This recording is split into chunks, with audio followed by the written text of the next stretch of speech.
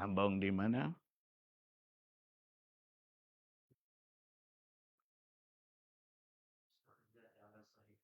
Ya.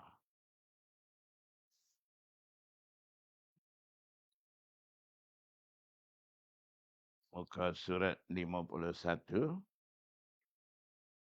nombor 10, Al-Mustakhrajat ala Sahihain. Situ, insyaAllah. Bismillahirrahmanirrahim. Alhamdulillahi Rabbil Alamin. Wassalatu wassalamu ala ashrafil anbiya'i wal mursalin. Wa ala alihi wa sahbihi ajma'in. Alhamdulillah.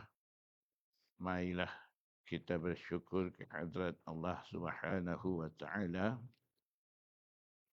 kerana dengan limpah kurnia Allah Subhanahu wa taala kita dapat sambung pada bulan ini sesi pengajian kita bulanan di sini, dan kita akan teruskan tajuk Mustakhrajat ala Sahihain. Kitab-kitab hadis, keluarkan hadis-hadis dengan sanad-sanad tersendiri daripada seseorang muhaddis. Disambung dengan sanad Imam Bukhari, Imam Muslim dan sebagainya. Al-Mustakhrajatu ala Sahihaini. Mawdu'ul Mustakhraji. Tajuk mustakhraj ialah, maksudnya, definisi mustakhraj ialah huwa ayyatiyal musannifu ila kitabin min kutubil hadisi, iaitu musannif, penyusun kitab, sesebuah hadis itu, sesebuah kitab hadis itu datang kepada satu kitab di antara kitab-kitab hadis. Dia bawa kepada satu kitab hadis, fayukharrija hadisahu. Kemudian dia keluarkan hadis-hadisnya bi'asanida li nafsihi min ghairi tariqi sahibil kitabi. Dengan sanad-sanad nisbah kepada dirinya tanpa ada tarik sanad, sambungan kepada tuan kitab. Yajtami'a ma'ahu fi syaikhihi aw min man fawqahu. Kemudian himpun tarik itu bersama dengan dia, sahibul kitab itu, pada gurunya, guru sahibul kitab ataupun syekh yang ada atas pada guru dia, disambung. Jadi maksudnya seseorang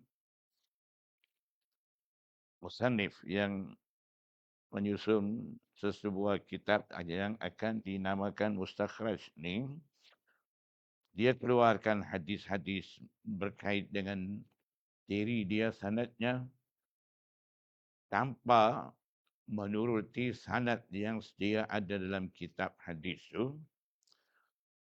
Kemudian sanad dia disambung kepada sanad dalam kitab itu, syekh bagi penyusun kitab itu, ataupun guru lagi pada syekh bagi musannif yang menyusun kitab itu. Jadi susunan kitab hadis dengan cara itu dinamakan mustakhraj. Ashhurul mustakhrajati ala sahihaini.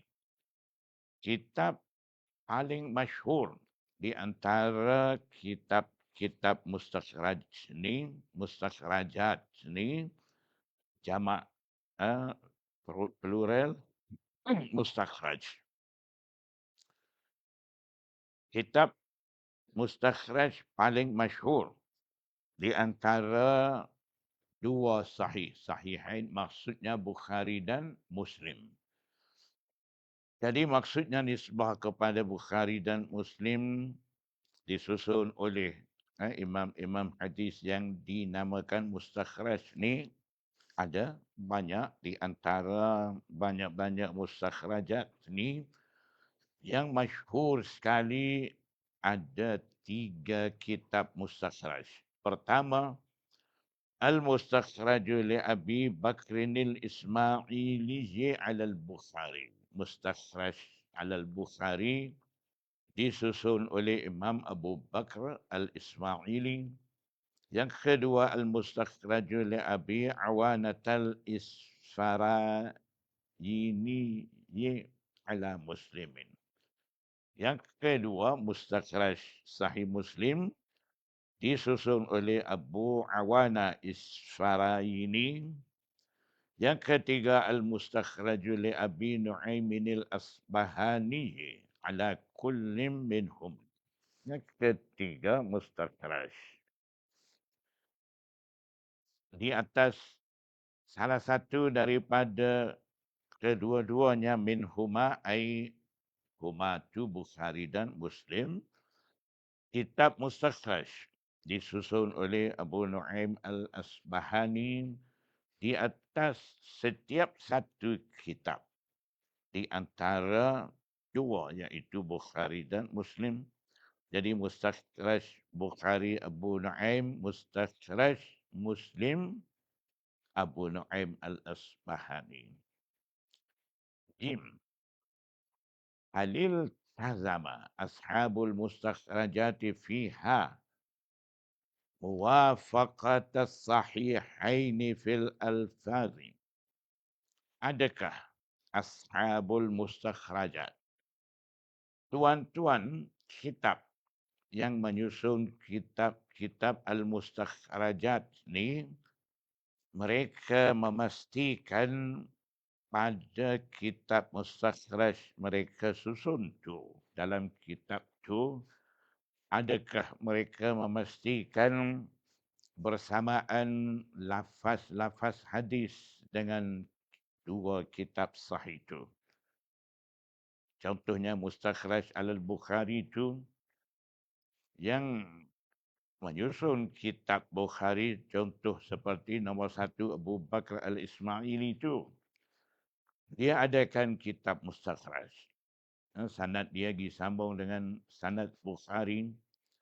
Jadi soalannya di sini, adakah Imam Abu Bakr al-Ismaili itu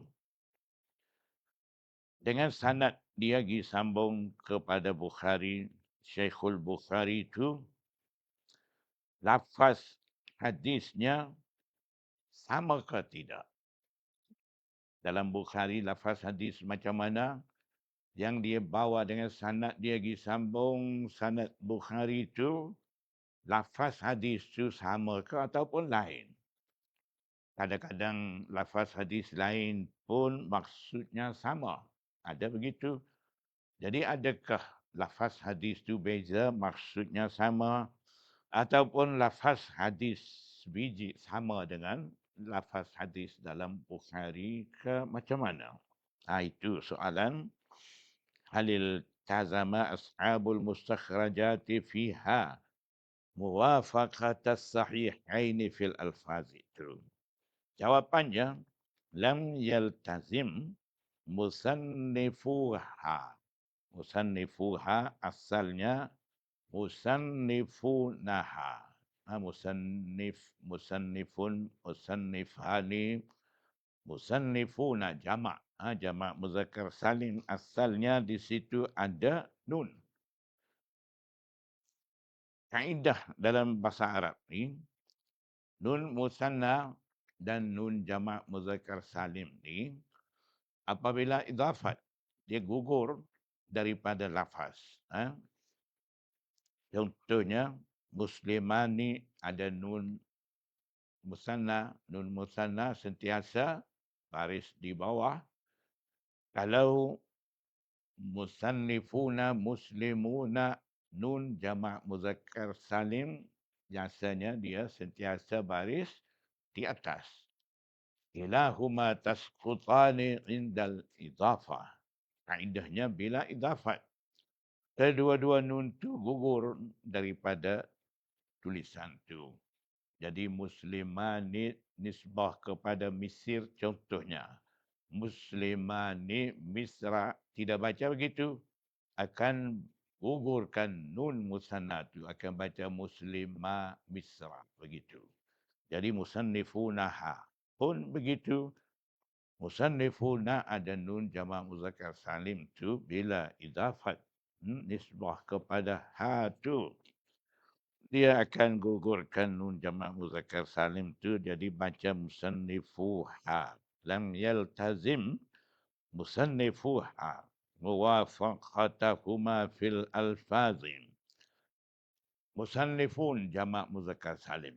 Golongan penyusun kitab Al-Mustakhraj ni mereka tidak memastikan penyesuaian ataupun keserupaan kedua-dua Bukhari dan Muslim itu pada lafaz-lafaz. Jadi maksudnya penyusun kitab Mustakhraj walaupun dia disambung sanad kepada sanad Bukhari, sanad Muslim, tapi lafaz hadis tidak sama.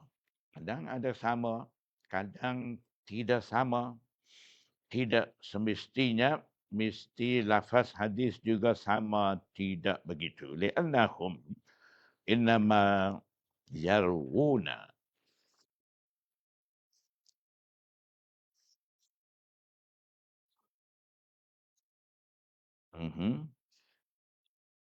Buku saya jadi apa? Muka surat 51, belek jadi 54.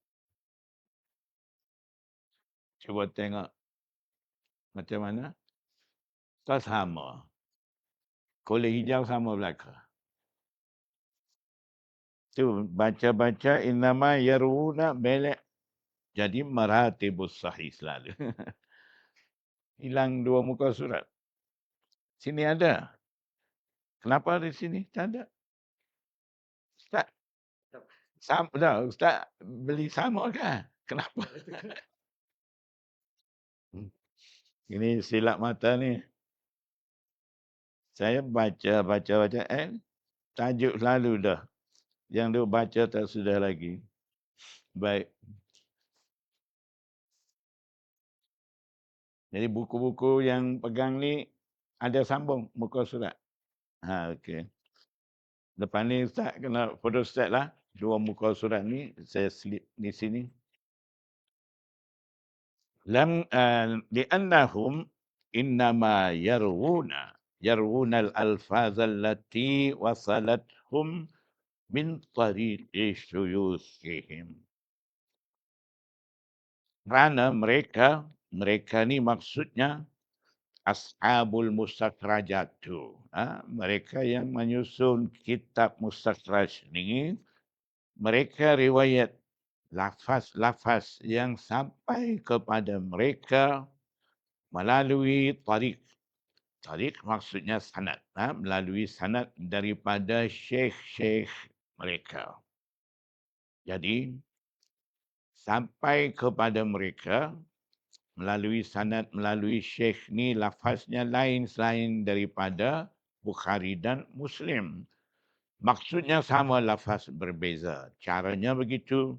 Lidzalika, oleh kerana mereka mengambil lafaz-lafaz hadis daripada syekh mereka, faqad hasala fiha.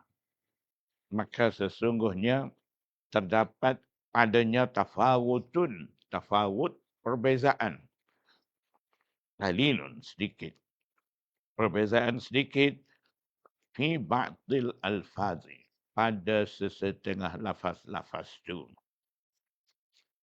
Jadi hadis-hadis ni kadang-kadang satu lafaz ada banyak makna.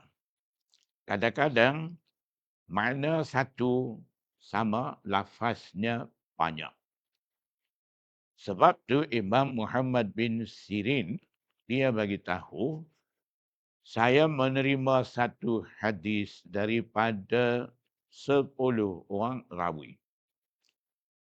Daripada 10 orang rawi itu, matan hadis, lafaz hadisnya lain-lain. Tidak sama. Tapi maksudnya sama. Lafaz lain, maksud sama. Begitulah. Jadi, lagipun hadis-hadis ni, sahabat-sahabat riwayat daripada Rasulullah sallallahu alaihi wasallam, kebanyakan riwayat bil makna. Sahabat-sahabat dengar daripada Rasulullah SAW, kemudian mereka riwayat balik dengan lafaz sendiri. Maksud tidak lari. Lafaz sendiri daripada sahabat. Jadi, satu hadis sama daripada sahabat. Sahabat tu riwayat, sahabat ni riwayat, tapi lafaz hadis beza. Mana sama, maksudnya sama. Jadi semenjak sahabat lagi dah berlaku macam tu dah.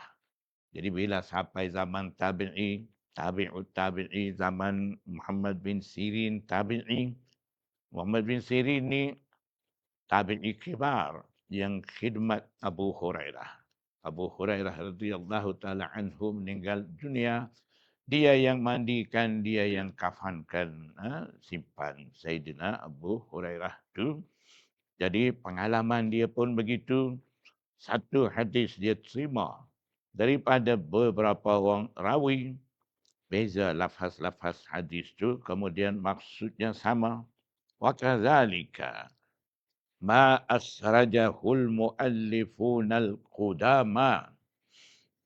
Qudama jamak bagi qadim, yang lama.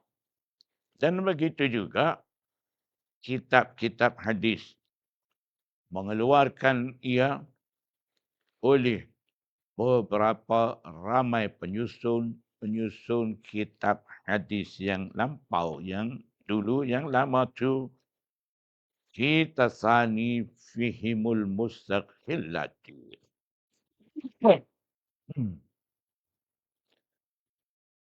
Cara begitu juga muallif-muallif dulu.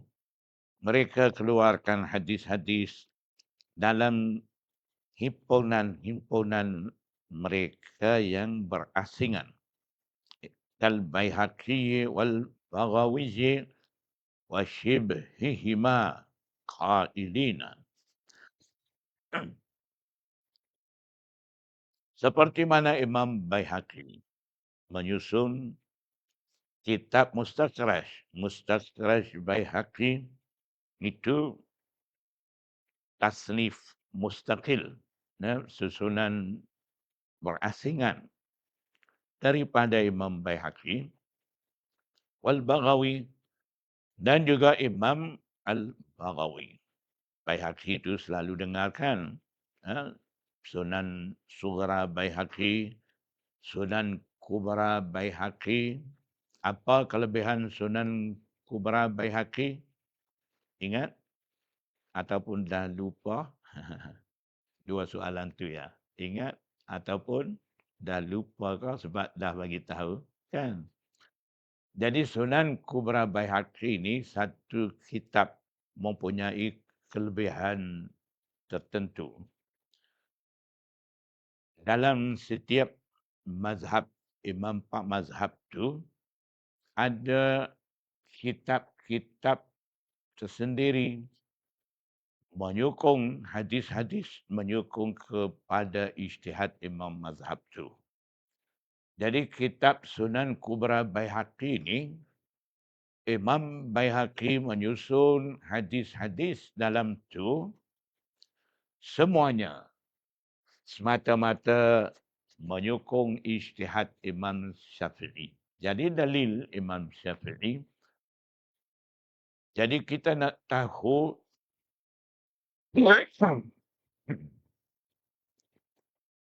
setiap dalil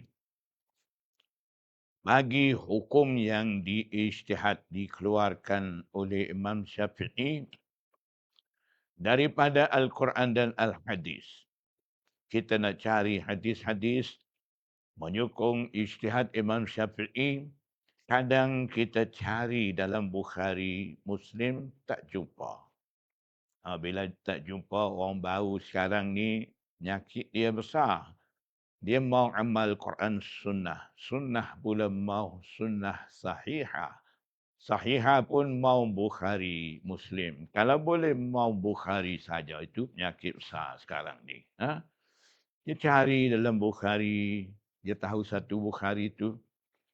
Lagipun tak pandai bahasa Arab pun tak apa. Cari dalam terjemah Bukhari. Tak jumpa. Bila tak jumpa, dia dapat modal besar untuk jatuhkan imej Imam Syafi'i. Mula dia bawa cara dia lah. Cara dia ni nak pelekeh Imam Syafi'i. Imam mazhab.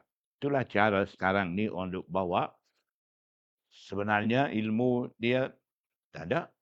Kurang ilmu. Kejahilan dia. Akhirnya jadi kesalahan imam. Sebenarnya imam tidak salah. Ada dalil Imam Syafi'i itu. Cuma dia pergi cari dalam Bukhari. Tak jumpa. Tidak semestinya setiap dalil daripada pak imam mazhab tidak kata mesti ada dalam Bukhari Muslim. Tidak ada syarat macam tu. Asalkan ada dalil hadis dengan sanad sahih, tak kira dalam kitab mana-mana pun. Janji ada. Jadi kita sekarang pegang Bukhari saja, cari dalam Bukhari, tak jumpa. Kata Imam Syafi'i, buat hukum tanpa dalil hadis. Sebenarnya kita yang jahil, bukan Imam Syafi'i salah. Kalau kita nak tahu dalil Imam Syafi'i ijtihad daripada hadis mana, kena cari dalam kitab As-Sunanul Kubra lil Baihaqi itu. Tebal satu-satu kitab. 3 jari. Berapa jilid? Satu set tu 9 jilid. Tidak takrij hadis lagi. Tidak syarah hadis lagi. Hadis saja. Kalau takrij lagi, syarah lagi mungkin 10 jilid.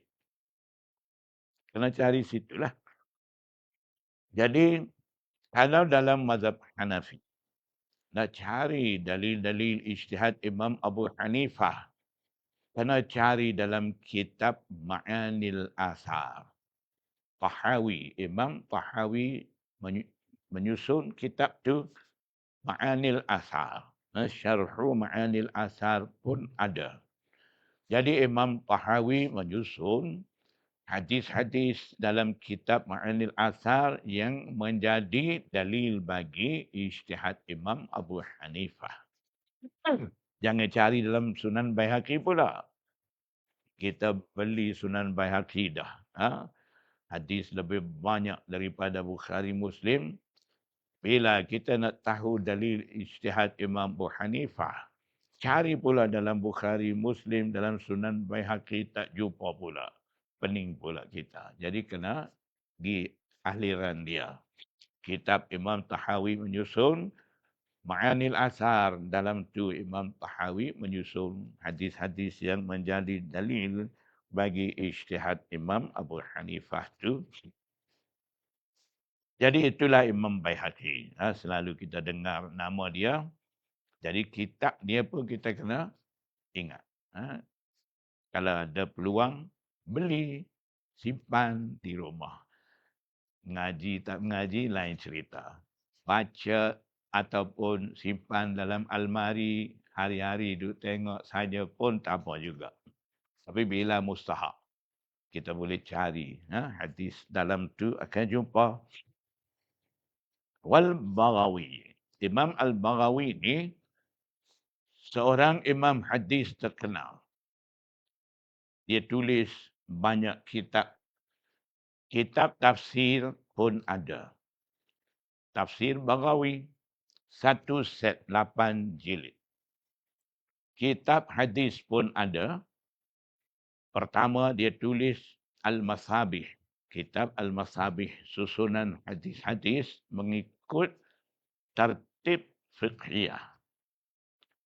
Dia susun kitab Al-Masabih. Kemudian dia tulis pula kitab Syarhus Sunnah. Syarhus Sunnah pun satu set tu 8 jilid juga.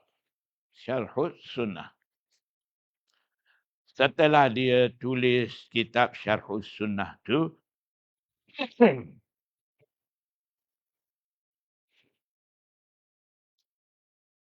Imam Al-Baghawi tu mimpi Rasulullah sallallahu alaihi wasallam.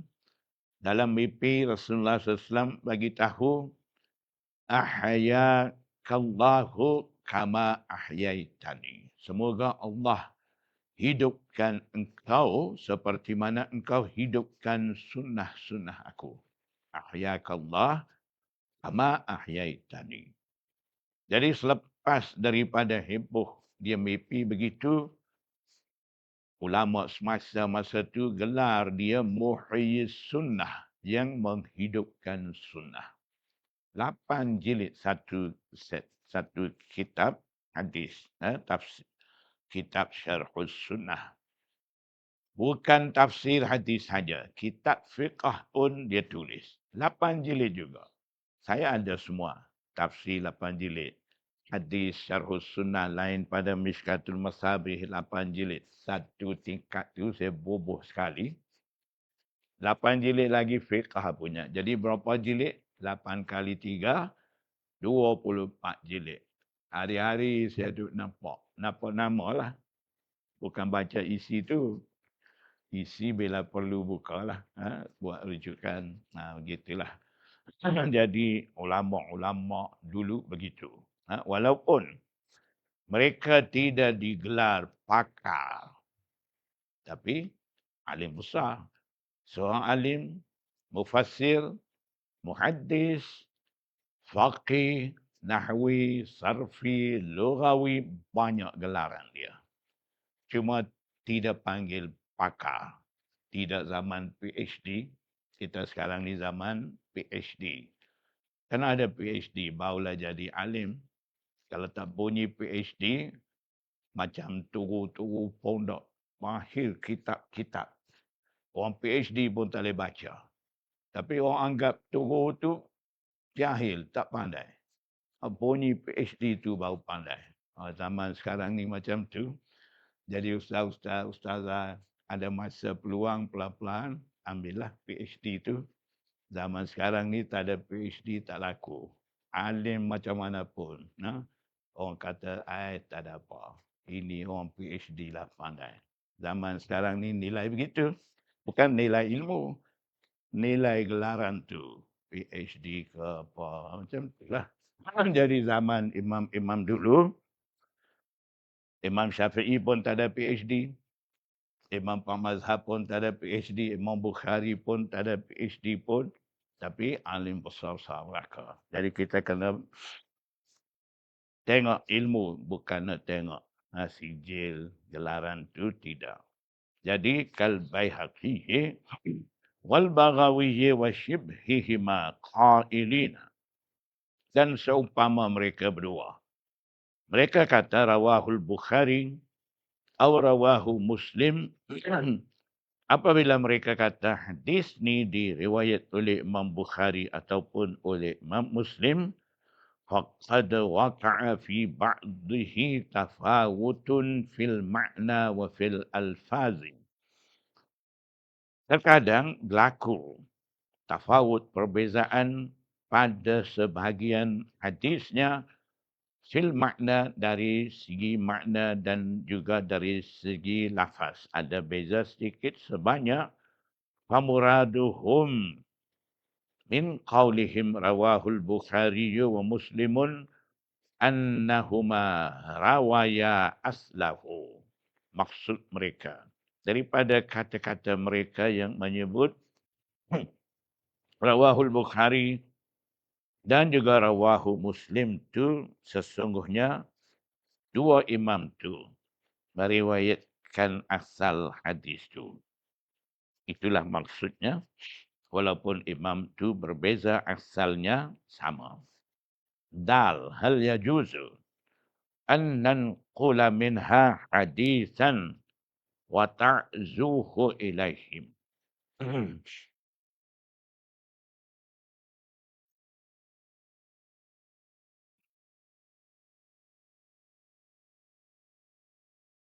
Soalannya, adakah harus kami juga meriwayatkan satu-satu hadis daripada mustakhrajat tu wa ta'zuhu ilaihim. Dan seterusnya na'zuhu, kami menisbahkan hadis tu kepada dua imam tu, Imam Muslim dan Imam Bukhari tu. Jawapannya bina'an ala ma taqaddama, berdasarkan di atas perkara yang dah terlepas. Fala yajuzu li syakhsin ayyan qula minal mustakhrajati, tidak harus bagi seseorang menakalkan, meriwayatkan hadis daripada kitab al-mustakhrajat awil kutubil mazkurati anifan hadisan, ataupun daripada kitab-kitab tersebut tadi, anifan maksudnya tadi, sebentar tadi, hadisan sesebuah hadis, wa yaqula, dan seterusnya dia kata rawahul Bukhari atau Muslimun, riwayat hadis ni oleh Bukhari ataupun Muslim, dia kata begitu, itu tidak harus, la yajuzu illa, malaikan maksudnya kecuali bi ahadi amraini, dengan adanya salah satu perkara di antara dua perkara tu. Kalau dua perkara akan sebut ni, bila kita sama dengan mustakhraj tu, kita tu bolehlah kita kata rawahul Bukhari ke rawahu Muslim ke. Syarat pertama di antara dua perkara ni, ayu qabilal haditha bi riwayatihima. Hadis tu menyamai dengan riwayat daripada mereka berdua.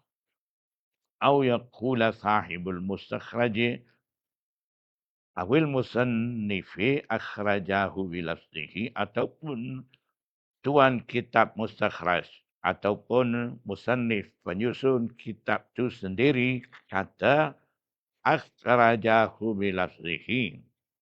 Mereka berdua, mustahibul mustakhraj ke, musannif ke, mereka berdua ni keluarkan hadis dengan lafaznya, lafaz Bukhari ataupun lafaz Muslim. Kalau begitu, barulah boleh kata rawahul Bukhari, rawahu Muslim. Kalau lafaz hadis tidak sama dengan asal Bukhari dan Muslim, kalau begitu tidak harus berkata rawahu Muslim ataupun rawahul Bukhari.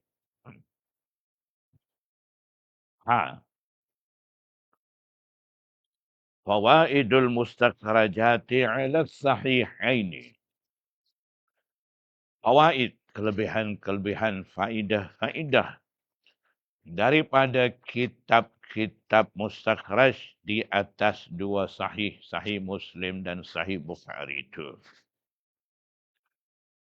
Lil mustakhrajati ala sahihaini fawaidu kathiratun tuqaribul asyarata.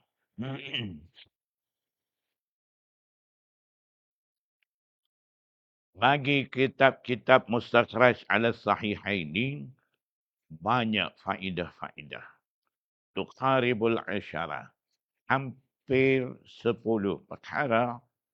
Zakarah As-Suyuti fi tadribihi.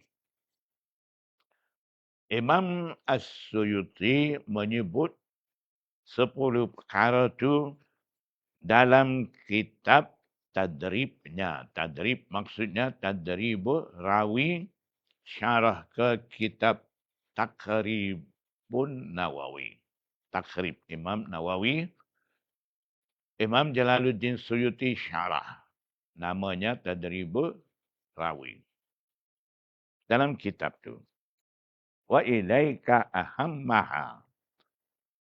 Dan lazim kepada engkau perkara-perkara yang penting di antaranya. Jadi tidak akan sebut 10 perkara semua tu. Akan sebut 2-3 perkara yang penting tu. Pertama, uluwul isnadi. Tingginya sanad. Lianna musannif al-mustakhraj law rawa hadisan min tariq al-Bukhari masalan. Kerana penyusun mustakhraj itu sekiranya dia riwayat satu hadis mengikuti tarik sanad Bukhari, contohnya lawaqa'a anzala min at-tariq alladhi rawahu bihi fil mustakhraj. Tentunya turun sanad itu, sanad mustakhraj itu daripada sanad yang dia riwayatnya dalam mustakhraj. Jadi kalau dalam mustakhraj dia menyusun dengan sanad dia banding dengan sanad yang nisbah kepada tarik Bukhari, jadi tentu sanad mustakhraj dia tu nuzul, rendah taraf dia. Yang kedua, az-ziyadatu fi qadri sahih. Menambah pada kadar sahih itu. Wadhalika lamma yaqa'u min alfazin zaidatin wa tatimmatin fi ba'dil ahadisi. Penambahan dalam sahih itu adalah apabila berada daripada lafaz-lafaz tambahan alfaz zaidah dan juga penyempurnaan maksud pada sebahagian hadis. Jadi kadang-kadang dalam hadis, imam riwayat hadis ni tambah lafaz hadis. Lafaz yang imam tambah ni daripada diri dia, bukan sabdaan daripada Rasulullah. Dia tambah begitu, tujuannya mau bagi faham maksud hadis sebenar. Kalau dia tidak tambah lafaz begitu, orang akan salah faham maksud hadis itu. Sebab tu dia tambah. Contohnya, Imam Ibn Shihab Az-Zuhri, riwayat hadis berkenaan dengan Nabi sallallahu alaihi wasallam buat ibadat dalam Gua Hira 6 bulan sebelum Nabi sallallahu alaihi wasallam menerima nubuwah tu. Di situ ada satu lafaz, fayatahannasu. Tahannasu maksud Imam Ibn Shihab Az-Zuhri, selepas daripada fayatahannasu dia tambah wa huwa ta'abbudul layali. Maksudnya ibadat beberapa malam. Fi Hira, dalam Gua Hira. Kalau tidak tambah maksud tu, kita akan faham fayatahannasu ni tahannasa yatahannasu tahannus daripada bab tafa'ul. Khasiatul bab tafa'ul ni salabul ma'khaz. Maksudnya menghilangkan makna asal. Itu apa panggil khasiatul bab. Tahannasa yatahannasu tahannus ni madah asal kalimah dia daripada hanun sa hinsun. Hinsun maksud asal dalam lugah kamus ni ai ismun, dosa. Ismun, dosa. Fayatahannasu. Nah, terjemah macam mana? Melakukan dosa. Ha.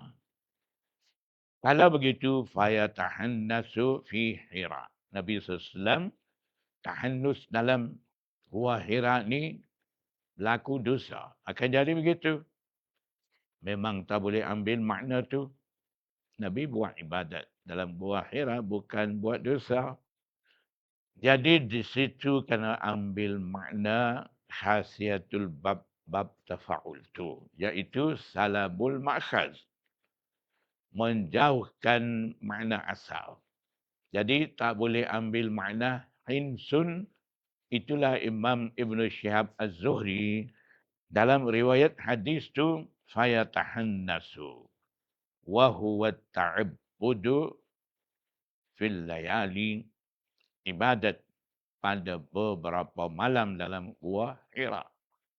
Dia tambah lafaz. Itulah maksudnya tatimat ataupun yang tulis dalam kitab ni Az-Ziyadatu fi Qadri Sahih itu.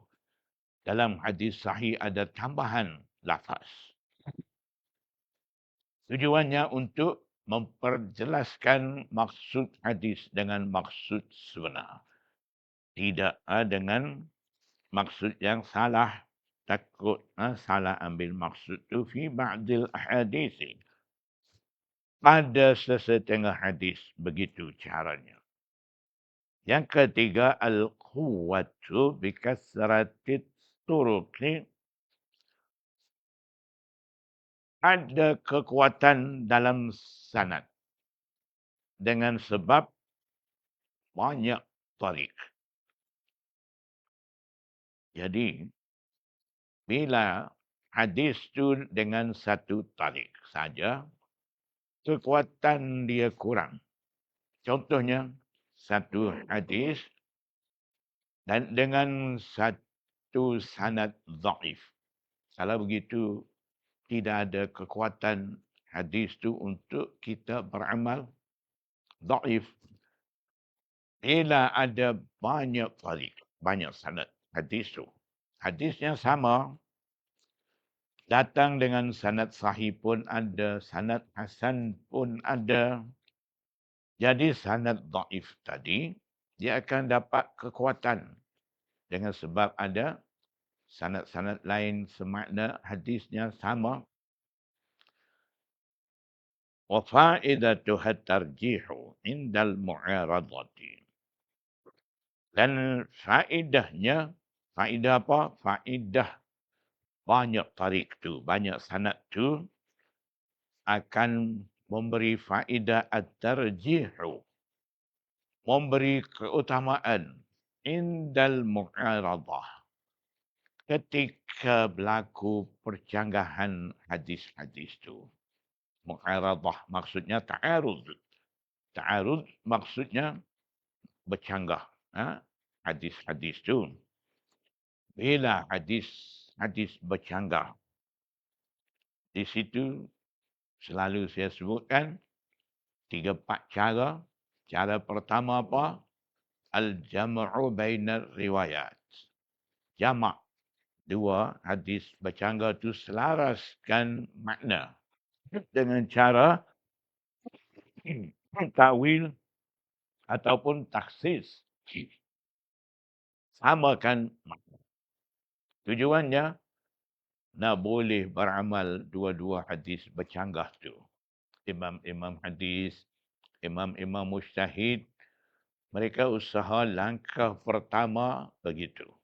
Jamak bainar riwayat, selaraskan di antara riwayat-riwayat bercanggah tu dengan tujuan mau amal dua-dua hadis tu. Tidak tinggal mana-mana hadis. Jadi tidak main lagi kaedah ni sahih, ini dhaif, amal sahih, dhaif, tinggal tak. Tidak sampai keadaan tu lagi. Cuba himpun dulu. Dengan cara tarjih taksis ada kaedah-kaedah. mereka akan usaha supaya dua maksud yang berlainan tu tidak jadi berlainan.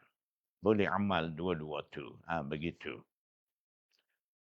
Kalau tidak dapat, mereka akan usaha menentukan hadis sebagai nasikh dan mansukh. Akan pergi kepada nasakh. Itu melalui sejarah. Nak menentu nasikh mansukh ni, kena kaji sejarah hadis. Maksudnya hadis mana bersabda dulu, ataupun hadis mana bersabda kemudian, kena kaji sejarah. Kemudian menentukan hadis yang bersabda dulu sebagai hadis mansukh. Maksudnya, hukum hadis dulu. Hukum hadis lama tu dah ditinggalkan, tidak amal lagi. Hadis kemudian. Yang kemudian tu tentu hadis nasikh. Maknanya hukum menetap. Hukum tetap hadis tu. Hukum daripada hadis tu. Kalau tidak dapat menentu nasakh, akan pergi kepada tarjih. Ni faedatuhat tarjih tu duduk situ. Yang ketiga, akan menyusun, menghimpun dua hadis bercanggah tu dengan cara tarjih. Tarjih itulah guna banyak kaedah. Selalu kita dengarkan 50 hingga hampir 100 kaedah. Imam Mujtahidin guna. Dalam kitab Al-i'tibar an-nasikh wal mansukh min al-athar. Imam Hamdani tulis 50 kaedah. Imam Hafiz Iraqi kata dalam kitab An-Nukat, katanya kaedah tarjih diguna pakai di sisi imam-imam mujtahidin ni hampir 100 kaedah. Kita pakai berapa kaedah? Berapa kaedah? Satu ya. Hebat kita. Tak perlu 49 lagi.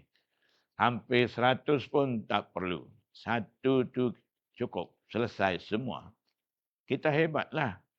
Imam-imam ni tak pandai. Kena guna, kena bergantung kepada banyak kaedah baru boleh selesai. Kita ni hebat. Satu kaedah ya. Kaedah apa? Sahih, daif. Ini sahih kita terima. Ini daif tak payah amal.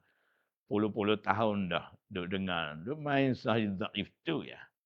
Tak dengar kaedah lain. Saya perhati keputusan-keputusan daripada mereka main sahih daif saja. Tak ada kaedah lain. Jadi letihlah imam-imam tulis banyak kaedah tak pakai. Sahih daif situ ya. Kemudian guna satu kaedah tu dia salahkan semua imam. Ini imam ni bercanggah dengan hadis sahih salah. Ini dia amal hadis daif tak betul. Dia main situ. Kita pun bodoh-bodoh duk dengar yang tu. Oh ya, betul juga. Imam-imam ni tak betul juga. Kita pun turut jadi bodoh. Itulah cara orang pandai sekarang ni. Jadi ulama-ulama dulu hebat. Banyak ilmu di sisi mereka. Kita ambil ilmu daripada mereka. Kalau tak pandai, duduk diam. Yang kita tak faham tu, duduk diam. Ambil tahu dulu. Jangan cepat-cepat kita salahkan ulama tu. Baik, begitulah ketika indal mu'aradah. Ketika berlaku percanggahan antara hadis-hadis tu dengan menggunakan adanya kasratit turuk. Banyak tarik bagi hadis tu boleh tarjih. Utamakan beramal dengan hadis tu dalam kitab Sunan Tirmizi. Kalau kita belajar akan jumpa Imam Tirmizi memberi keutamaan kepada hadis mauquf. Sedangkan ada hadis marfu'. Apa marfu' mauquf ni? Hadis marfu' ni hadis nisbah kepada Rasulullah. Hadis mauquf ni nisbah kepada sahabat. Hadis marfu' ni Nabi SAW bersabda. Nabi SAW melakukan amalan. Maknanya nisbah kepada Rasulullah. Hadis mauquf ni nisbah kepada sahabat. Sahabat kata begini, sahabat melakukan amalan ni macam ni, nisbah kepada sahabat. Tapi bila buat keputusan, Imam Tirmizi kata hadis mauquf tu terlebih rajih, terlebih sahih daripada hadis marfu'. Kalau kita, hadis marfu' lah akan lebih diberi keutamaan. Sebab nisbah Rasulullah, kita nampak sakat tu. Tapi Imam Tirmizi di situ disebabkan hadis mauquf tu kasratut turuq. Dia datang dengan banyak tarik. Sebab tu dia tarjih, utamakan hadis mauquf tu. Itu cara tarjih. Satu cara daripada tarjih tu. Ma huwal mahkumu bisihhatihi mimma rawahu syaikhani.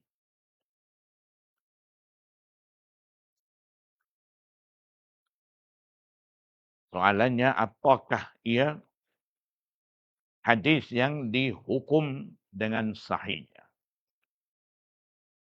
Di antara hadis-hadis yang meriwayatkannya oleh dua syekh, Bukhari dan Muslim. Marra bina anna al-Bukhariya wa Musliman lam yudkhala fi sahihaihima. Sahihai. Supaya tadi muallifun tu sahihai asal sahihaini. Ada nun musanna gugur bila idafat kepada huma tu fi sahihaihima. Illa ma sahha. Dah pun berlalu bahawa Imam Bukhari dan Imam Muslim, dua imam tu tidak masukkan dalam kitab sahih mereka berdua, melainkan hadis yang dianggap sahih. Dianggap sahih oleh Bukhari dan oleh Imam Muslim. Wa annal ummata.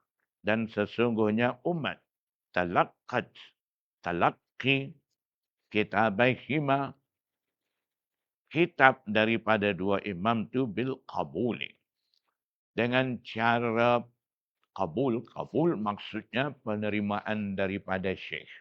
Talaqi musyafahah. Qabul. Talaqat bil qabul. Maksudnya talaqi musyafahah. Dari mulut guru ke mulut murid. Murid pula sampaikan mulut ke mulut. Hadis-hadis tu. Itu panggil dua kitab Sahih Bukhari talaqi musyafahah bil qabul. Secara terima setiap lapisan muhaddisin di kalangan umat. Fama hiyal ahadithu hadithul mahkumu bisihhatiha wallati talaqqathal ummatu bil qabuli ya tura.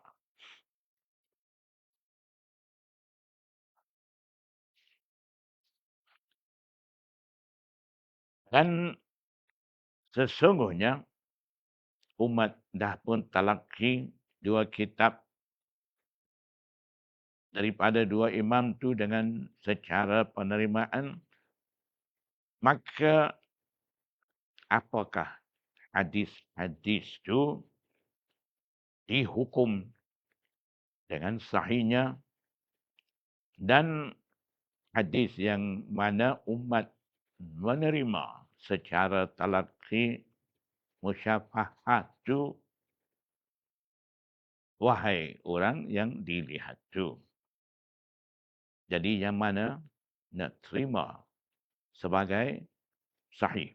Wal jawabu. Dan jawapannya huwa, iaitu annama rawayahu bil isnadil muttasili fahuwal mahkumu bisihhatihi. Sesungguhnya hadis-hadis yang dua imam tu riwayat dengan sanad bersambung, maka ia hadis itulah dihukum dengan sahihnya. Imam Bukhari riwayat hadis dengan sanad bersambung isi dalam Bukhari. Imam Muslim pun dengan sanad bersambung riwayat tu isi dalam Sahih Muslim. Dua-dua imam ni memuatkan hadis sanad bersambung dalam kitab mereka itu dikatakan sahih di sisi dua imam tu. Wa amma ma huzifa min mabda'i isnadihi rawin au aksaru. Dan adapun hadis yang dibuang daripada awal sanadnya seorang rawi ataupun banyak rawi.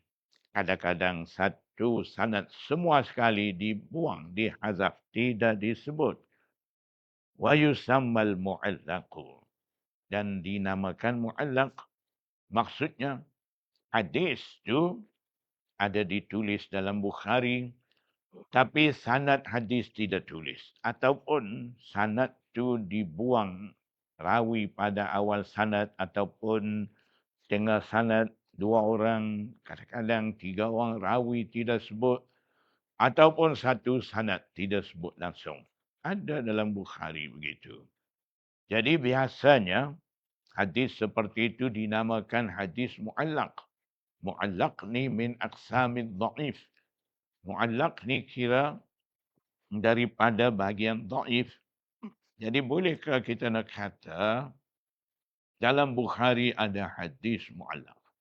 Itu hadis dhaif. Kata Imam Bukhari dalam kitab Bukhari dia tidak masuk hadis dhaif. Ini mu'allaq ni kenapa buku? Kita akan salah sangka dengan Imam Bukhari pula. Jadi itulah di sini mau bagi tahu wa huwa fil Bukhari katsirun. Dan ia yang dinamakan mu'allaq yang dah buang sanad ataupun banyak rawi dalam sanad itu digugurkan. Cara seperti itu, sanad-sanad hadis seperti itu, hadis mu'allaq macam tu dalam Bukhari ada banyak. Lakinnahu fi tarajumil abwabi wa muqaddamatiha. Dan akan tetapi hadis mu'allaq begitu tu biasanya ada pada tarajim abwab. Tarajim abwab maksudnya terjematul bab. Tarajim abwab jamak bagi mufrad dia terjemah bab. Tarajim jamak mufrad terjemah al-abwab jamak mufrad dia bab. Terjemah bab. Terjemah bab ni tajuk. Bila buka Bukhari ada sebelum hadis haddatsana akhbarana ada tajuk. Tajuk hadis tu panggil terjemah bab. Jadi terjemah tu Imam Bukhari kadang-kadang dengan potongan hadis dia buat tajuk. Tidak ada sanad di situ. Itulah hadis mu'allaq Imam Bukhari jadikan tajuk bab tu. Tajuk bab pula dalam Bukhari. Terjematul bab ni dalam Bukhari ni. Fiqhul Bukhari. Ulama muhaddisin kata apa? Fiqhul Bukhari fi tarajumihi. Fiqh ijtihad Imam Bukhari itu terserlah pada terjematul bab. Maksudnya, apa Imam Bukhari sebut dalam terjematul bab, itulah hukum diijtihad oleh Imam Bukhari. Di bawah tu ada hadis tu, hadis bab nama dia. Itu adalah dalil bagi ijtihad Imam Bukhari. Terjematul bab tu hukum dikeluarkan oleh Imam Bukhari. Hadis di bawah tu dalil bagi hukum Imam Bukhari dah tulis dalam terjematul bab tu. Jadi itulah dinamakan Fiqhul Bukhari fi tarajumihi. Fiqh maksudnya ijtihad. Imam Bukhari ada pada terjematul bab. Maknanya fiqh Bukhari dah pun siap. Semasa Imam Bukhari menyusun siap Bukhari itu. Jadi tak perlu lagi nak asingkan satu kitab fiqh Bukhari. Zaman sekarang ni ada orang suara kata perlu kita adakan fiqh Bukhari. Maknanya dia nak menolak imam Pak Mazhab tu. Fiqh tak mau. Dia mau fiqh Bukhari. Maksudnya hukum menepati dengan hadis sahih Bukhari. Jadi cakap tu memang sedap dengar. Tapi daripada cakapan tu nampak dia ni tak faham Bukhari lagi. Kalau faham Bukhari dia tidak akan kata begitu. Sebab fiqh ijtihad Imam Bukhari dah ada. 200, lingkungan 200 lebih Hijriah dah ada. Masa tu umat muslimin sedang amal fiqh Pak Mazhab dah. Fiqh Imam Bukhari pun timbul, muncul, wujud mai. Tidak ada umat muslimin kumpulan besar ketika itu mereka kata kita sekarang ni mau amal ijtihad Imam Bukhari menepati dengan hadis sahih. Kita tak mau dah fiqh Pak Mazhab tu tinggal. Fiqh Pak Mazhab tu pakai ikut fiqh Imam Bukhari. Wujud mai golongan besar sampailah sekarang. Adakah begitu? Tak ada. Tak wujud. Terus amal fiqh Pak Mazhab juga. Nah, itulah 1400 tahun lebih dah. Tak perlu fiqh Bukhari. Orang sekarang pula gila-gila nak buat fiqh Bukhari pula. Tapi bunyi yang nak buat. Tak jumpa lagi fiqh Bukhari. Takut selesai pagi kiamat ke, kita tengoklah. Jumpa tika-tika. Itulah. Kita angan-angan yang bukan-bukan. Tak perlu tu. Ulama dulu semua dah selesaikan. Selepas daripada Rasulullah SAW zaman sahabat. Paling banyak ilmu di kalangan umat muslimin terhadap Quran hadis ni sahabat. Kemudian ulama di kalangan tabi'in. Ulama di kalangan tabi'in seterusnya hidup. Wujud ulama berterusan zaman ke zaman. Berterusan ulama mufassirin, ulama muhaddisin, fuqaha mujtahidin, ulama sufi, ulama qawaid, ulama usul fiqh, usul hadis, macam-macam ulama dah ada. Mereka dah kaji, dah selesaikan semua masalah yang ada dalam ulum syariah, ilmu-ilmu syariat ni, mereka dah pun selesaikan semua tu. Kita ambil baca sahaja. Tak perlu kita nak harang pula disebabkan tidak cukup mereka tinggal ilmu tu. Jadi begitulah ulama dah pun usaha wujudkan terjemah Bukhari, tarajim abwab. Jadi hadis-hadis mu'allaq tadi dalam terjemah bab dan muqaddimah Bukhari itu ada. Wala yujadu syai'um minhu fi salabil abwabi al-battata. Salabil abwab. Tidak didapati sesuatu daripada mu'allaq tadi pada asal bab. Asal bab ni hadis bab. Fi salabil abwab ni. Fi hadisil abwab. Pada hadis bab. Al-battata yaqinan. Tentunya tidak dapat pada matan hadis tu. Begitulah. Mudah faham. Amma fi muslimin فليس فيه من ذلك إلا حديث واحد في باب التيمم.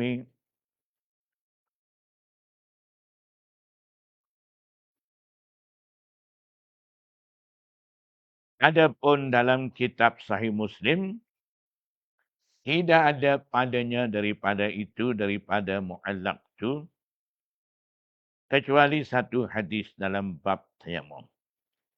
Lam yasilhu. Imam Muslim tidak menyambung hadis itu fi mawdi'in akhara, pada tempat lain.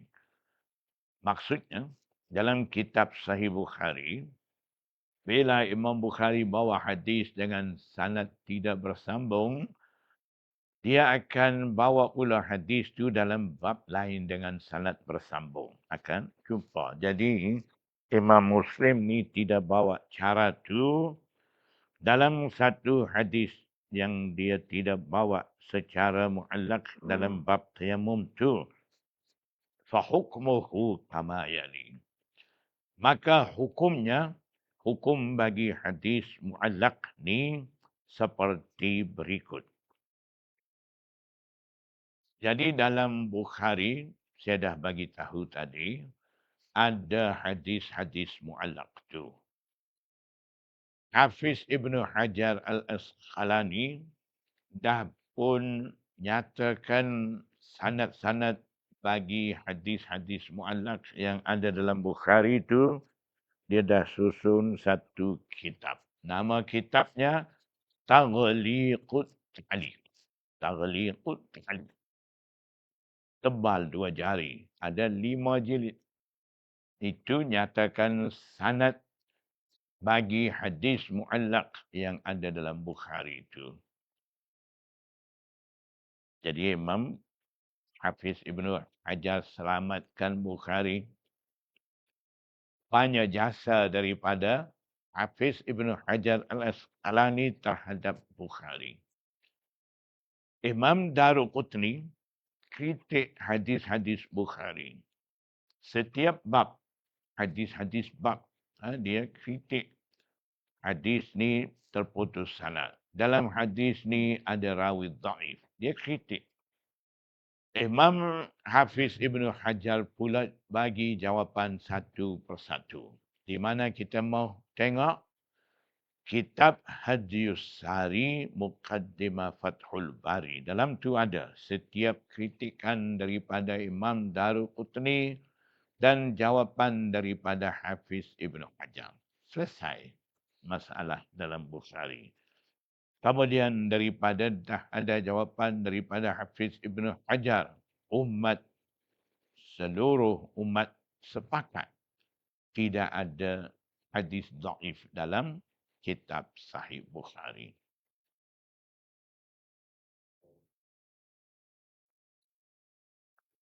Fama kana minhu fahukmuhu kama yali. Fama kana minhu bisighatil jazm.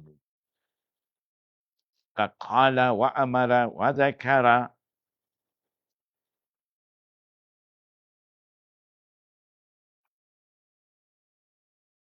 Satunya dalam hadis-hadis muallak ni, seperti mana diguna sirah jazam. Ada 2 sirah guna dalam riwayat-riwayat ni. Satu panggil sirah jazam. Di bawah tu ba wa malam yakun fihi jazmun. Tidak ada jazm. Jazm maksudnya yakinan. Maknanya riwayat tu dengan sirah bina lil ma'lum. Seperti qala, amara, zakara. Sirah tidak jazm ni dalam istilah muhaddisin dinamakan sirah tamrid. Asal maradun, tamrid. Wa malam yakun fihi jazmun tu maksudnya sirah tamrid. Tulis wa malam yakun fihi jazmun dalam kurungan tu, tulis siratut tamrid. Sirah tamrid. 2 sirah ada, sirah jazman.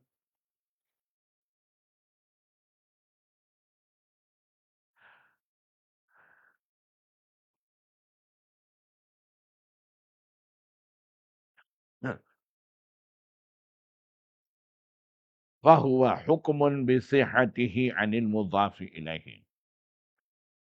Maka ia, sirah jazam tu seperti qala, amara, zakara, guna dalam hadis, hukumnya sahih dengan kira kepada dinisbah kepadanya. Bahawa malam yakun fihi jazmun, tidak ada sirah jazma. Itu sirah tamrid. Sirah tamrid ni biasanya datang dengan bina lil majhul. Yurwa, yuzkaru. Kalau zakara, bina lil ma'lum. Zukira, yuzkaru, bina lil majhul. Beza di situlah. Sirah jazma dengan sirah tamrid tu.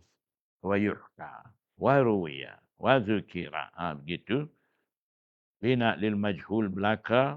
Falaisa fihi hukmun bisihhatihi anil mudhafi ilaihi. Maka tidak ada keputusan padanya dengan sahih dengan nisbah kepada perkara yang dinisbahkan itu. Wa ma'azalika. Falaisa fihi hadisun wahin.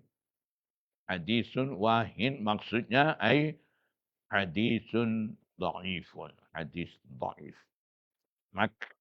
Dan bersama dengan kiraan itu, maka tidak ada padanya pada Bukhari hadis dhaif. Li'idkhalihi fil kitabil musamma bis sahihi. Kerana memasukkannya dalam kitab yang dinamakan dengan sahih itu, dalam itu tidak ada hadis dhaif. Walaupun ada imam kritik kata ada hadis dhaif juga dalam Bukhari, tak apa, itu kritikan dia. Kira-kira sepakat daripada ulama umat muslimin kata tidak ada hadis dhaif. Kalau terima kritikan daripada orang, banyak masalah. Imam Ibnul Jauzi kata dalam kitab Sahih Bukhari ada satu sanad. Kiranya sanad tu maudhu', hadis palsu. Kalau kita pakai orang kritik tu, peninglah mampus. Macam-macam di situ. Jadi tak boleh pakai. Kita ikut jumhur ulama. Ulama ramai buat putusan macam mana, ikut situ. Ada seorang dua kritik macam itulah, macam ni lah. Itu tidak akan pakai. Tapi zaman sekarang ni cari ulama kritik tu. Dia bawa isu tu. Segarkan balik isu-isu dah pendam lama. Dah selesai dah dulu. Ada kritik, ada yang dah jawab. Yang dah jawab dia tak tengok. Dia keluarkan kritik tu. Ambil modal di situ. Timbulkan isu. Itulah banyak masalah. Kalau pakai keputusan dah dibuat oleh ulama. Dalam setiap bidang dah ada. Senang saja, tidak perlu timbul isu-isu. Itulah. Sama pakai ulama sendiri nak jadi alim besar. Nak tunjuk alim. Tengok-tengok dia pun jahil juga supaya kita lebih kurang. Sama-sama jahil tunjuk pandai. Itu masalah banyak timbul sekarang ni. Maratibus sahihi. Darajat-darajat sahih. Hadis sahih pun ada banyak darajat. Asahul hadis dan sebagainya. A'la sahih macam-macam ada darajat dia. Marra bina anna ba'dal ulama'i zakaru asahil asanidi indahum.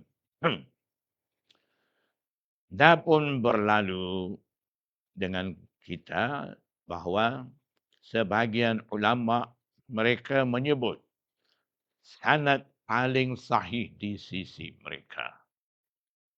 Fabina'an ala dhalika, berdasarkan itu, wa ala tamakkuni baqi syuruti sihhati yumkinu ayyuqala, dan di atas keteguhan baki syarat-syarat sahih, kemungkinan besar boleh dikatakan inna lil hadis sahihi salasa maratiba. Sesungguhnya bagi hadis sahih ada 3 peringkat, 3 darajat. Binisbati lirijali isnadihi. Rijal maksudnya ruwat, rawi-rawi. Dengan nisbah kepada rawi-rawi bagi sanad-sanad hadis itu. Wahadihil maratibu hiya. Dan martabat-martabat ini adalah pertama fa'ala maratibihi. Paling tinggi darajat sahih. Makana marwiyan bi isnadin min asahil asanidi. Hadis yang diriwayatkan dengan sanad di antara sanad paling sahih. Kamalikin an Nafi'in an Ibni Umar. Seperti hadis diriwayat oleh Imam Malik. Malik bin Anas. Imam Malik, Imamul Madinah. Riwayat daripada Nafi'. Nafi' ni Maula Ibni Umar. Riwayat daripada Abdullah bin Umar. Jadi sanad asahul asanid, sanad paling sahih ialah Malik Nafi' Ibni Umar. Bukan satu sanad tu saja. Asahul asanid ni banyak di sisi imam-imam. Lain-lain kiraan. Sampailah ulama himpun 2 jilid, 1 set. Itu asahul asanid saja. Banyak sanadnya asahul asanid tu. Wa duna zalika rutbatan, dan kurang darajat daripada itu. Makana marwiyan min tariqi rijalin hum adna min rijalil isnadil awwali. Dan juga hadis diriwayatkan melalui sanad mempunyai rawi-rawi adna, kurang darajat berbanding dengan rawi-rawi sanad pertama tu. Rawi sanad pertama tadi asahul asanid ni rawi ada pada darajat tertinggi. Darajat tertinggi maksudnya ingatan mereka ada pada tahap tertinggi. Bila-bila masa baca, tidak akan salah, tidak akan lupa bacaan hadis itu. Itu dikira asahul asanid. Yang satu lagi kurang sedikit darajat hadis itu, seperti mana riwayat Hammad bin Salamah, seperti mana riwayat Hammad bin Salamah an Sabitin an Anasin. Sanad Salamah, Hammad bin Salamah an Sabit an Anas itu bukan asahul asanid. Rendah sedikit daripada asahul asanid itu. Wa duna zalika rutbatan.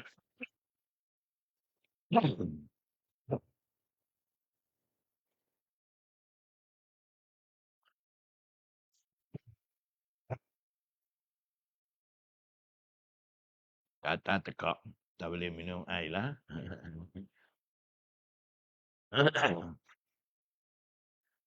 Dan selain daripada itu, masih ada lagi satu rutbah, iaitu makana min riwayatin man tahaqqaqat fihim adna ma yasduqu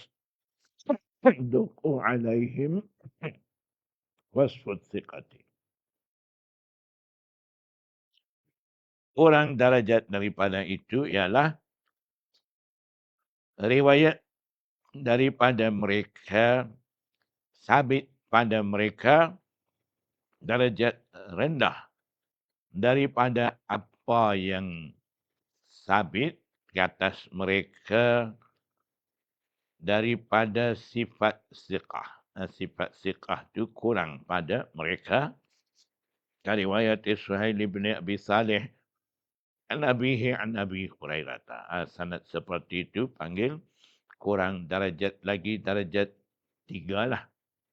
Wa yaltahiqu bihadhihi at-tafasil taqsimul hadis sahih ila 7 marat tiba dan menghubungi melalui terperincian ini membahagi hadis sahih kepada 7 peringkat. Binisbati lil kutubil marwiyyi fi hadzalikal hadisu. Melalui berhubung bagi kitab-kitab hadis diriwayatkan padanya hadis-hadis itu, wa hadhil maratibu hiya. 7 peringkat itu ialah pertama, mattafaqa alaihi al-Bukhari wa Muslimun. Hadis yang disepakati oleh Imam Bukhari dan Muslim wa huwa a'lal maratibi, dan ia ada pada peringkat tertinggi, darjat tertinggi. Mattafaqa alaihi al-Bukhari wa Muslimun dalam istilah muhaddisin dinamakan muttafaqun alaih. Kita selalu sebutkan muttafaqun alaih. Maknanya hadis tu diriwayat oleh Imam Bukhari dan Imam Muslim sepakat daripada syaratnya daripada seorang sahabat yang sama. Imam Bukhari riwayat hadis itu dengan sanad dia daripada Abu Hurairah contohnya. Imam Muslim juga dengan sanad dia riwayat hadis itu daripada Abu Hurairah juga. Itu dinamakan muttafaqun alaih ataupun mattafaqa alaihi al-Bukhari wa Muslimun. Kerana lebih jelas lagi, muttafaqun alaih maksudnya ittafaqa syaikhani ala sahabiyyin wahidin. Itu lebih jelas. Ittafaqa syaikhani. Dua syekh Bukhari dan Muslim sepakat riwayat ittafaqa syaikhani ala sahabiyyin wahidin. Di atas seorang sahabat. Yang kedua, summa man faradal bihil Bukhari.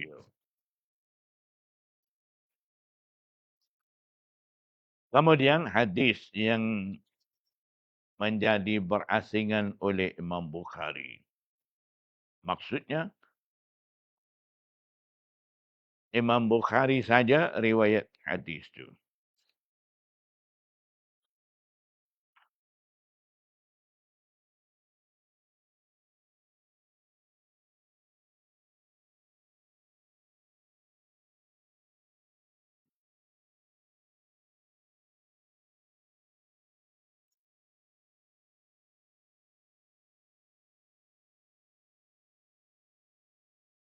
Adalah, tak?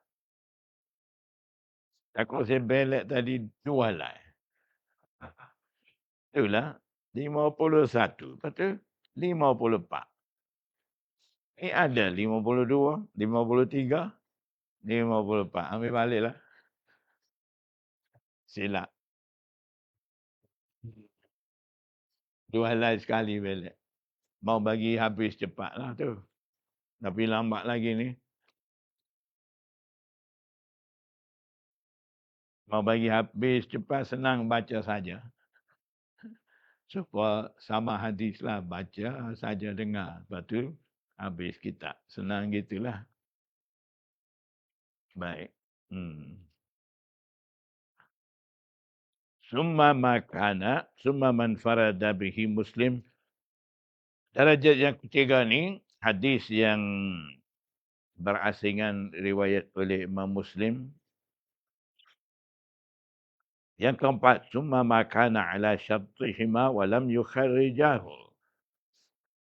Kemudian hadis yang menepati syarat dua imam tu. Sedangkan dua-dua imam tidak takhrij, tidak keluarkan hadis tu. Ini macam hadis riwayat daripada Imam Hakim bulan lepas kita dah bincangkan. Saya bagi kertas fotostat tu. Hadis-hadis macam itulah. Imam Bukhari, Imam Muslim tidak riwayat hadis tu. Imam Hakim pula kata ini pun hadis sama syarat dengan Bukhari Muslim. Itu isu itulah. Bulan lepas kita bincang, habis satu cerita tu saja. Summa makana ala syartil Bukhari. Darajat yang kelima ni, hadis-hadis yang menepati syarat Bukhari. Walam yukharrijhu. Sedangkan Imam Bukhari tidak mengeluarkan hadis tu.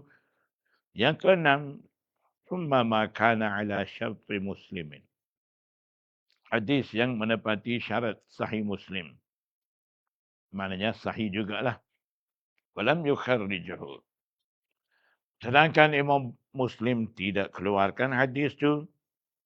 Summa ma sahha inda ghairihima minal a'immati. Kemudian hadis-hadis yang menjadi sahih di sisi imam lain selain daripada Imam Bukhari dan Imam Muslim, kabani Khuzaimah, seperti Sahih Ibnu Khuzaimah, wa Ibni Hibban dan Sahih Ibni Hibban. Jadi kitab hadis sahih selain daripada Sahih Bukhari dan Sahih Muslim ni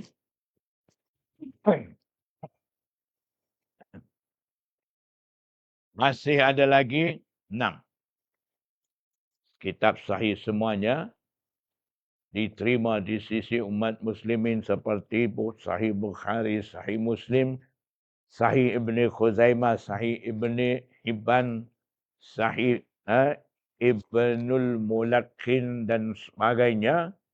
Semua sekali ada 8 kitab sahih. Tapi yang lain tidak masyhur.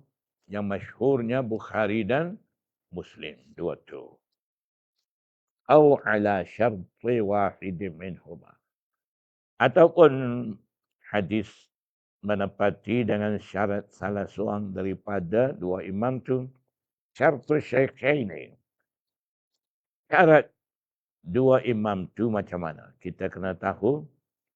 Lam yufsihi syaikhani ala syartin syaratahu au ayyanahu ziyadatan ala syurutil muttafiqi alaiha fi sahih.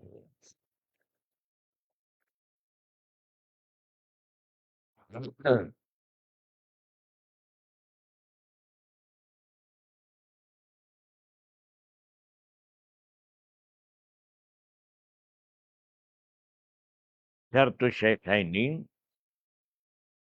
dua imam tu, dua syaikh tu,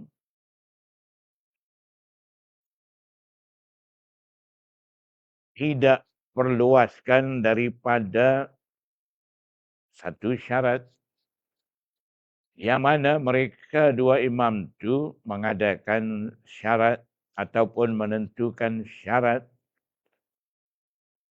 menambah ziyadatan ala syurut, menambah di atas syarat-syarat disepakati di atasnya fisahihi pada menentu hadis sebagai sahih. Lakin al-bahisina minal ulama'i zahara lahum. Akan tetapi pengkaji-pengkaji hadis yang golongan ulama berbahas menzahirkan bagi mereka minat tatabbu'i dengan cara penelitian wal istiqra'i dan juga dengan cara kaji selidik li asalibihima bagi uslub teknik bagi dua kitab tu, mazannahu kullum minhum annahu syartuhum. Setiap seorang ulama, setiap seorang alim daripada mereka ulama yang bahas tu, sahih tu, mereka sangka hadis tu yang mereka dapat kaji tu, mereka anggap itulah syartuhuma, syarat bagi dua imam tu, atau syartu wahidin minhuma, ataupun satu syarat daripada dua imam tu. Wa ahsanu ma qila fi zalika, dan terbaik yang boleh dikatakan pada isu itu ialah annal murada bi syarti syaikhaini au adihima, bahawa maksud syarat dua imam ataupun syarat salah seorang daripada dua imam tu ialah an yakunal hadisu marwiyan min tariqi rijalil kitabaini. Syarat bagi dua imam tu maksudnya hadis tu diriwayatkan melalui tariq, melalui sanad rawi-rawi dua kitab tu. Maknanya sesebuah hadis diriwayat sama dengan rawi-rawi hadis yang diambil oleh Imam Bukhari dan Imam Muslim, itulah kata menepati syarat dua imam tu au ahadihima, ataupun salah seorang daripada dua imam tu ma'a mura'atil kaifiyatil lati iltazamaha syaikhani fil riwayati anhum, dengan memerhatikan kaifiyah, tata cara yang digunakan oleh dua orang imam tu fil riwayati anhum, dalam segi riwayat daripada mereka. Jadi bila menepati dengan cara dua imam tu, itulah dikatakan menepati syarat dua syekh tu, dua imam tu, Bukhari dan Muslim tu. Yang ke-14, makna qaulihim muttafaqun alaih. Maksud daripada kata mereka muhaddisin muttafaqun alaih tu, apa maksud? Idza qala ulama'ul hadisi an hadisin, apabila ulama hadis kata berkenaan dengan satu-satu hadis muttafaqun alaih, famuraduhum, maka maksud mereka ulama muhaddisin ialah ittifaqus syaikhaini, sepakat oleh dua syekh. Dua syekh tu Bukhari dan Muslim lah. Ai ittifaqus syaikhaini ala sihhatihi, yani sepakat oleh dua syekh Bukhari dan Muslim di atas kesahihannya. Maknanya Imam Bukhari pun kata hadis ni sahih. Imam Bukhari pun kata sahih, sepakat. Dua-dua kata sahih. La ittifaqul ummah. Yang kata sahih itu bukan sepakat umat. Maknanya walaupun dua imam tu kata sahih, umat masih tidak kata sahih. Itulah Imam Daruqutni pula kritik selepas daripada Imam Bukhari sudah tulis Sahih Bukhari itu, maksudnya sepakat tu maksud sepakat di sisi dua imam tu. Imam lain, umat lain masih tidak sepakat lagi. Itu muttafaqun alaih maksudnya ittifaqus syaikhain, bukan ittifaqul ummah, illa anna ibn Salaha qala, kecuali Imam Ibn Salah kata, lakinna ittifaqal ummati alaihi lazimun min zalika wa hasilun ma'ahu. Akan tetapi Imam Ibn Salah kata apa? Ittifaqul ummah, sepakat penerimaan daripada umat katasnya, katas hadis tu, lazimun, melazimkan, min zalika, daripada itu. Apa maksud itu? Daripada penentuan dua imam tu. Fahasilun ma'ahu, perkara sepakat umat itu dapat hasil daripadanya, daripada persepakatan Bukhari dan Muslim tu. Sebab apa? Bergantung kepada dua imam tu. Littifaqil ummati ala talaqqi mattafaqa alaihi bil qabuli.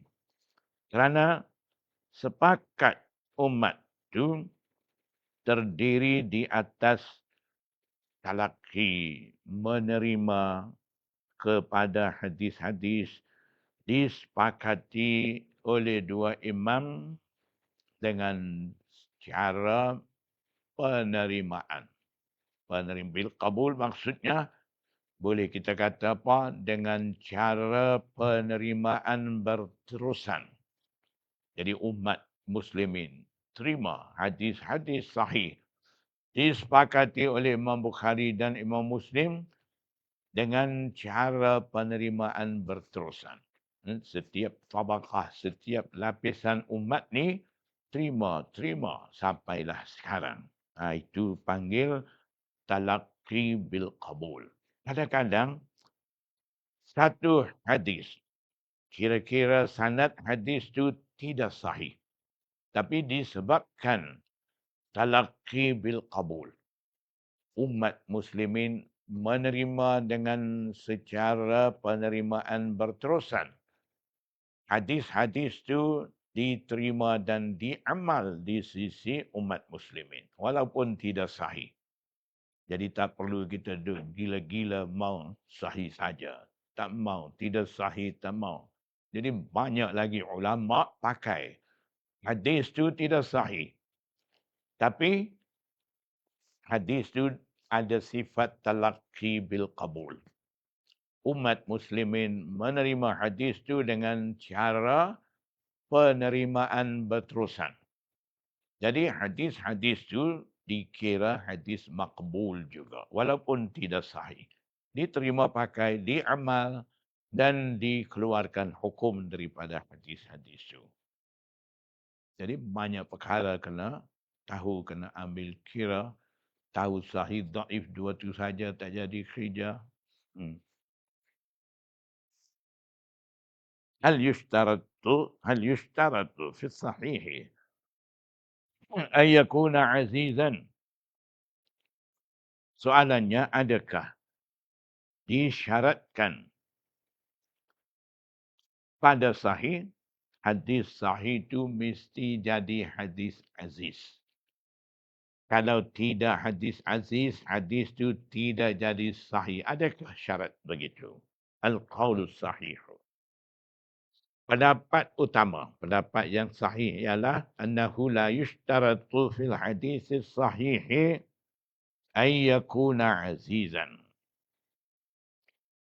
Tidak ada syarat pada hadis sahih, mesti hadis sahih itu jadi aziz, tidak ada syarat begitu. Bermakna yakuna lahu isnadani. Maksudnya hadis itu mesti ada dua sanad. Tidak syarat begitu, li'annahu yujadu fi sahihaini wa ghairihima ahaditsu sahihatun wa hiya gharibatun. Kerana terdapat dalam dua kitab sahih dan lain-lain selain daripada dua sahih itu, ada juga hadis-hadis sahih dalam keadaan hadis sahih itu gharib. Bukan aziz, gharib. Hadis gharib. Hadis gharib ni kebanyakan di sisi ulama dhaif. Aksarul ulama kira hadis gharib ni datang daripada rawi-rawi dhaif. Jadi masyhur begitu. Sebab itulah Imam Bukhari mau menyingkir fahaman tu. Kitab Sahih Bukhari mula dengan hadis apa? Hadis gharib. Innamal a'malu binniyat tu. Hadis gharib. Sudah Bukhari. Kalimatani habibatani. Hadis tu hadis gharib juga. Mula dengan gharib, sudah dengan gharib. Dua-dua gharib sahih. Jadi hadis gharib ada juga hadis sahih. Tidak semestinya dhaif. Washtarata ba'dul ulama idzalika. Dan sesetengah ulama mengadakan syarat itu. Maksudnya hadis sahih mesti hadis aziz. Itu setengah ulama syarat begitu. Ka Abi Aliyinil Jubaiyil Mu'tazili wal Hakimi. Seperti Imam Abi Ali Al-Jubai Al-Mu'tazili. Siapa? Tu guru Imam Abul Hasan Al-Ash'ari. Bukan jalan-jalan orang jugalah. Ha? Jangan kata dia ni tidak ahli sunnah tak boleh pakai. Jangan begitu. Dia pun ada kehebatan dia. Wal Hakim, Imam Hakim. Jangan kata Hakim mutasahil fil hadis tak boleh pakai. Tidak begitu. Ada juga kelebihan masing-masing. Dan kelemahan pun ada sedikit sebanyak.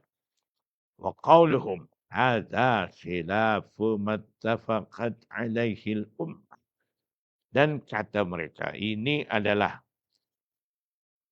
perselisihan yang berlaku di antara kesepakatan umat ke atasnya. Al-Hasanu ta'rifuhu, insyaAllah sambung. Hadis Hasan. Hadis ada 3, sahih, Hasan, Da'if. Baru sahih, Hasan tak baca lagi. Berbulan-bulan lah pula buku ni.